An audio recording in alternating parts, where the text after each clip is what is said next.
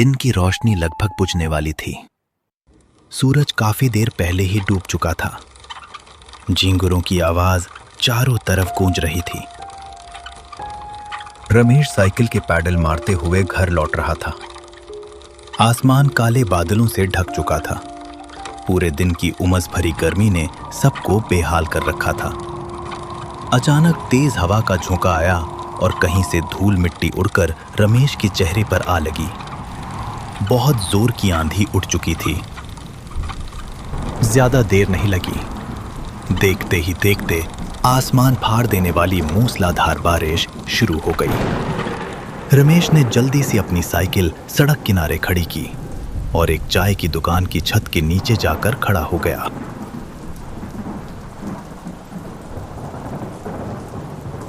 एक गरम गरम चाय देना जरा।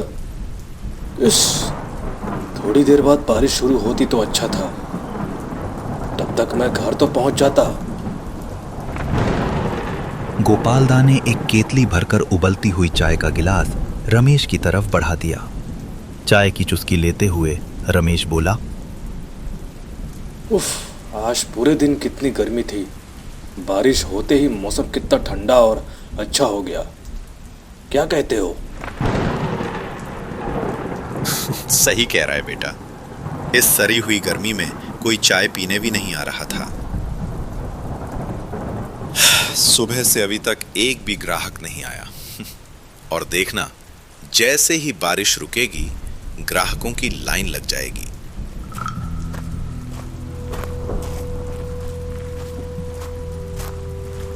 इतने में एक आदमी दुकान के अंदर आया। उसने अपने शरीर को चादर से इस तरह ढक रखा था कि उसका चेहरा ठीक से दिखाई भी नहीं दे रहा था। अरे आइए आइए, बैठिए बैठिए। गरम चाय दूं क्या दादा?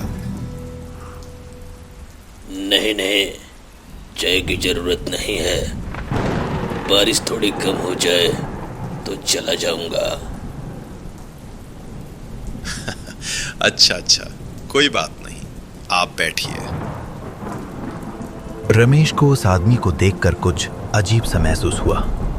उसके कपड़े और हुलिये को देखकर उसने उससे एक सवाल पूछ लिया। ये मतलब इतनी गर्मी में आपने ये चादर क्यों ओढ़ रखी है? हैं भाई साहब? आदमी ने अपने अंधेरे और रहस्यमय चेहरे की तरफ सिर घुमाकर जवाब दिया। क्या बताऊं दादा, मुझे बार बार ठंड लग रही है, शरीर कांप रहा है, इसलिए चादर ओढ़ रखी है।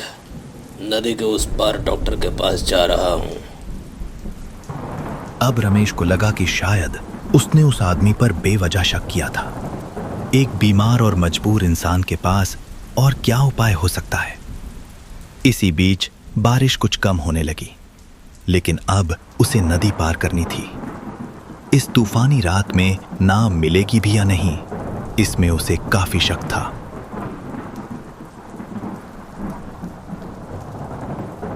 गोपालदा, मैं चलता हूँ, अब और देर नहीं करूँगा। बारिश भी थोड़ी थम गई है। उम्मीद है कि कोई नाव वाला मिल जाएगा। रमेश जल्दी जल्दी साइकिल चलाते हुए घाट की तरफ निकल पड़ा। घाट पहुंचकर उसने देखा कि शायद वो हरी माझी की नाव थी। माझी मचान पर बैठा आराम से बीड़ी पी रहा था, मानो उसकी कोई बड़ी लॉटरी लग गई हो। बारिश अब काफी कम हो चुकी थी, लेकिन ठंडी और तेज हवा अभी भी बीच बीच में चल रही थी।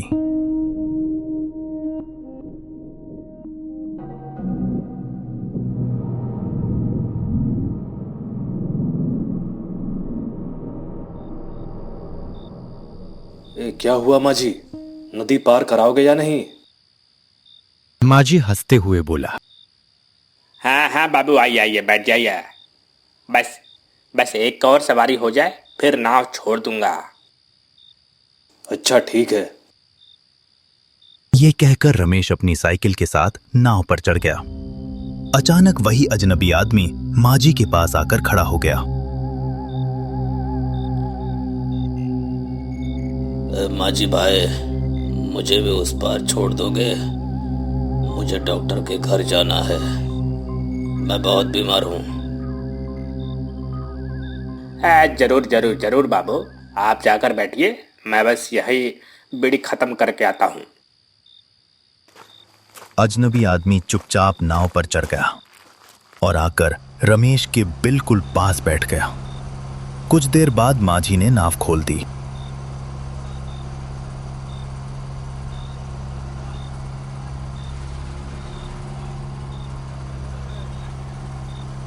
नाव नदी के ऊपर हिलती डुलती हुई अपने गंतव्य की ओर बढ़ने लगी। अचानक रमेश की नजर नाव के एक कोने में पड़े एक बैग पर गई। अरे हरिदा, यह बैग किसका है? देखो यहीं पड़ा हुआ है। लगता है कोई जल्दीबाजी में भूलकर चला गया। आपने बैग खोलकर देखा है कि नहीं? हाँ, मैंने देखा था।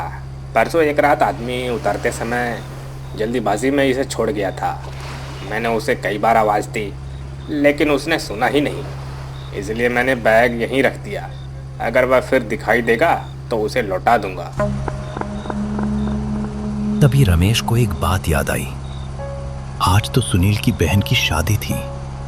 उसे लगा कि शायद ये बैग उनके किसी रिश्तेदार का होगा जो जल्दबाजी में भूल गया होगा। हरिदा, आज तो सुनील की बहन की शादी है। शायद यह बैग उन्हीं के किसी रिश्तेदार का होगा। हो सकता है जल्दी में यहीं छोड़ गया हो। माजी ने इस बात पर कोई खास ध्यान नहीं दिया, लेकिन रमेश बार बार उस बैग की तरफ देखने लगा। उसे लग रहा था कि कहीं ना कहीं कुछ गड़बड़ है, जैसे उसने ये बैग पहले भी कहीं देखा हो। अचानक उसे याद आया, सुनील इसी बैग को लेकर शहर काम करने जाया करता था। अरे हरिदा, ये तो सुनील का बैग लग रहा है। सुनील तो यही बैग लेकर शहर काम करने जाता था। ये तुम्हारे पास कैसे आया? जैसे ही रमेश ने यह बात कही, नाव अचानक नदी के बीचों बीच आकर रुक गई। तेज हवा के झोंकों से नाव बार बार डगमगाने लगी। तभी एक डरावनी और टेढ़ी मेढ़ी हंसी गूंज उठी। अचानक माझी का हाव भाव पूरी तरह बदल गया। उसके चेहरे पर एक भयानक मुस्कान फैल गई। उसकी आवाज भी भारी और डरावनी हो गई।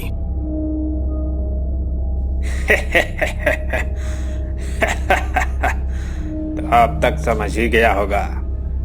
उस रात सुनील मेरी नाव में बैठकर घर लौट रहा था। उसके कंधे पर टंगे इस बैग को देखते ही मुझे लगा कि इसमें सोना चांदी और बहुत सारा पैसा भरा हुआ है। मैं नाव को ठीक इसी जगह लाकर रोक दिया था। फिर उसके हाथ से यह बैग छीन लिया। वो बेटा मुझे पुलिस का दर्द दिखा रहा था, बड़ी बड़ी बातें करने लगा। लेकिन क्या मैं उससे कम था? मैं भले ही माझी हूँ, लेकिन नाव तानते तानते मेरे दोनों हाथ मजबूत हो गए हैं। उन गहनों को बेचकर मैंने बहुत पैसा कमाया। अब पूरी जिंदगी आराम से खाऊंगा पीऊंगा। अब मुझे फिर कभी नाव की पतवार नहीं चलानी पड़ेगी। ये क्या कह रहे हो तुम? क्या तुम पागल हो गए हो? तुम सुनील के साथ ऐसा कैसे कर सकते हो? चुप, बिल्कुल चुप। चारों तरफ देख, दूर दूर तक कोई नहीं है। तुझे आकर धक्का देकर पानी में फेंक दिया, किसी को जरा भी पता नहीं चलेगा। तुमने बहुत गलत काम किया है हरिदा। अब सबको तुम्हारा असली चेहरा पता चलना चाहिए। मैं तुम्हें सजा जरूर दिलाऊंगा। तो फिर लगता है तेरा भी वही हाल करना पड़ेगा। रुक बेटा, अभी तुझे सुनील के पास भेजता हूँ, फिर जो करना होगा वही करना जाकर।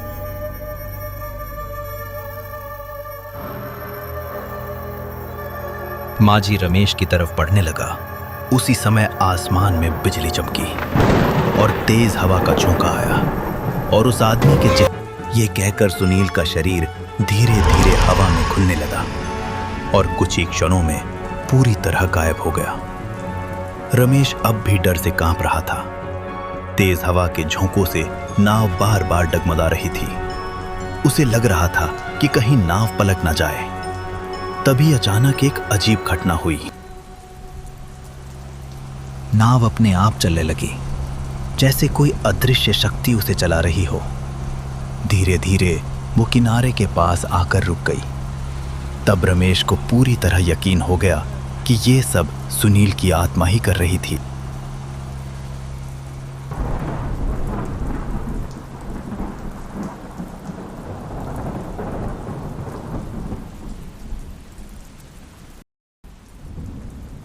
बारिश अब लगभग रुक चुकी थी। हवा भी पहले जैसी तेज नहीं रही थी, लेकिन रमेश अभी तक जो कुछ हुआ था उस पर विश्वास नहीं कर पा रहा था। उसे ऐसा लग रहा था जैसे उसके ऊपर कोई बहुत बड़ा सदमा टूट पड़ा हो। उसने कभी सपने में भी नहीं सोचा था कि उसके साथ ऐसा कुछ होगा। नाव से उतरने के बाद अचानक उसे महसूस हुआ कि दूर खड़े एक अंधेरे ताड़ के पेड़ के पीछे से कोई उसे देख रहा है। उसका दिल जोर जोर से धड़कने लगा। बिना एक पल गवाए उसने अपनी साइकिल उठाई और पूरी ताकत से पैडल मारने लगा। किसी तरह वो उस जगह से दूर निकल गया।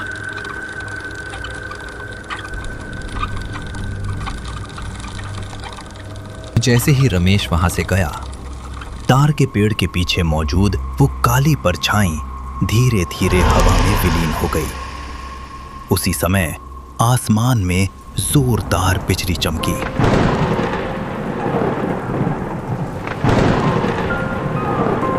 चारों ओर बैठे पक्षी घबराकर फड़फड़ाते हुए उड़ने लगे, मानो वे बार बार एक ही बात कहना चाह रहे हों। अच्छे कर्म का अच्छा फल मिलता है और बुरे कर्म का बुरा फल।